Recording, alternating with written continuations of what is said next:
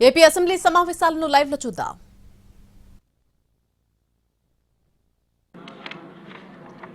అందరికీ నమస్కారం అండి.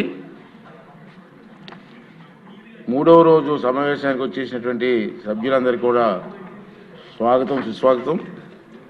ఇప్పుడు గౌరవ ఆర్థిక శాఖ మంత్రి గారు బడ్జెట్ ప్రవేశపెడతారు.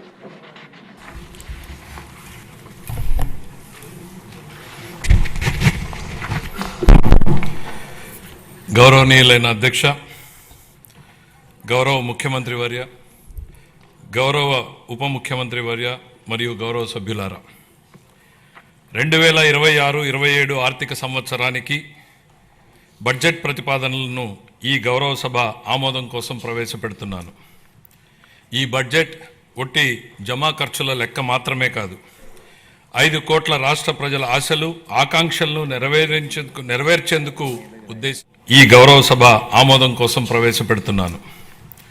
ఈ బడ్జెట్ ఒట్టి జమా ఖర్చుల లెక్క మాత్రమే కాదు, 5 కోట్ల రాష్ట్ర ప్రజల ఆశలు, ఆకాంక్షలను నెరవేర్చేందుకు ఉద్దేశించిన రోడ్ మ్యాప్ ఇది.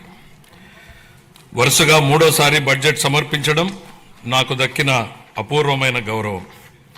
ఈ అవకాశం ఇచ్చిన ముఖ్యమంత్రి చంద్రబాబు నాయుడు గారికి సర్వదా కృతజ్ఞుడిని. మా దృష్టిలో బడ్జెట్ అంటే కేవలం పద్దుల ప్రకటన కాదు, ఇది అంకెలకు అతీతం. రాష్ట్ర అభివృద్ధి, ప్రజా సంక్షేమాల్ని జోడెద్దుల బండిలా పరుగులు పెట్టించాలన్న మా దృఢ సంకల్పాన్ని బలంగా చాటి చెప్పే ఒక ప్రకటన.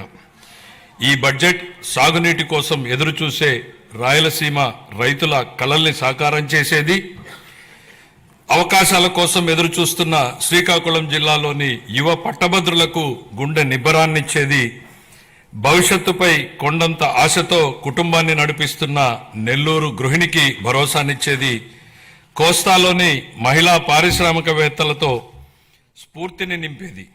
దీనిలో ప్రతిపాదించే ప్రతి రూపాయి రాష్ట్ర ప్రజల ఆశలు, ఆకాంక్షలను సాకారం చేసేందుకు ఉద్దేశించింది. గత ప్రభుత్వ విధ్వంసకర పాలన చేసిన లోతైన గాయాలు, మిగిల్చిన చేదు అనుభవాలు మనం ఏం చేయకూడదో నిరంతరం గుర్తు చేస్తున్నాయి. గత ప్రభుత్వ దుష్పరిపాలన వల్ల రాష్ట్రానికి జరిగిన భారీ నష్టాన్ని, ఆర్థిక విధ్వంసాన్ని గమనంలో ఉంచుకుని 2024 సంవత్సర బడ్జెట్ ప్రవేశపెట్టాను. గత ప్రభుత్వం మిగిల్చిన గాయాలను మాన్పి 5 ఏళ్ల విషాదాన్ని దాటుకుని రాష్ట్రాన్ని పునర్నిర్మాణం చేసే దిశగా నడిపించేందుకు 2024 బడ్జెట్ బలమైన పునాది వేసింది. 2025 బడ్జెట్ స్వర్ణాంధ్ర 2047 లక్ష్యానికి అనుగుణంగా రాష్ట్రాన్ని అభివృద్ధి పథంలో నడిపించింది. అంత భారీ విధ్వంసానికి గురైన రాష్ట్రాన్ని పునర్నిర్మించేందుకు 2 ఏళ్లు చాలా తక్కువ సమయం. 2014లో జరిగిన అహేతుక విభజన రాష్ట్రానికి తగిలిన మొదటి దెబ్బ అయితే 2019-24 మధ్య అప్పటి ప్రభుత్వం చేసిన దుష్పరిపాలన రాష్ట్రానికి తగిలిన మరో పెద్ద షాక్. గత ప్రభుత్వం చేసిన ఆర్థిక విధ్వంసం, అపసవ్య విధానాలు, పాలకుల అసమర్థత రాష్ట్రాన్ని మరింత ఇబ్బందుల్లో కూరుకుపోయేలా చేశాయి.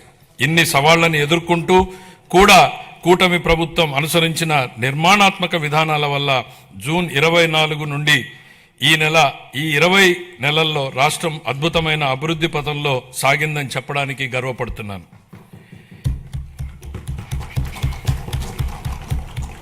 ఇప్పటి వరకు మనం ఏం సాధించాం, ఇప్పుడు ఎక్కడున్నాం, ఇంకా చేయాల్సిందేంటి అన్న అంశాల్ని కూలంకిషంగా ముదింపు చేసుకుని ఈ బడ్జెట్ని రూపొందించాం. అటు ఉత్తరాంధ్ర నుంచి ఇటు రాయలసీమ వరకు ప్రజల జీవితాల్లో గొప్ప మార్పు తేవడం ఈ బడ్జెట్ ఉద్దేశం. మా లక్ష్యం కేవలం కాగితాలపై కనిపించే వృద్ధి లెక్కలు కానే కాదు, అభివృద్ధి సంక్షేమ ఫలాల్ని క్షేత్రస్థాయిలో ప్రజలకు అందేలా చేసి వారి జీవితాల్లో వెలుగులు చూడాలన్నదే మా తపన. విధ్వంసం నుంచి వికాసం దాకా 24 జూన్ నుండి ఇప్పటిదాకా సాగిన అభివృద్ధి ప్రయాణం నిజంగా అద్భుతం. 24-25లో అధికారంలోకి వచ్చిన మొదటి సంవత్సరంలోనే ఆర్థిక వ్యవస్థను మళ్లీ గాడిలో పెట్టాం.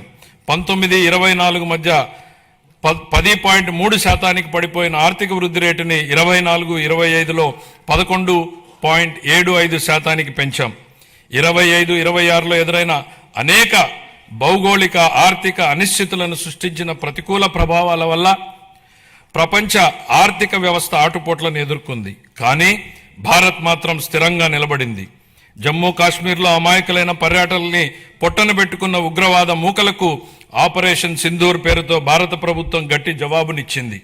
ఉగ్రవాదం, భౌగోళిక రాజకీయ అనిశ్చితులు, సుంకాల యుద్ధంతో తలెత్తిన ఉద్రిక్తతలకు భారత్ చలించదని ప్రధాని నరేంద్ర మోడీ నాయకత్వం ప్రపంచానికి బలమైన సందేశం ఇచ్చింది.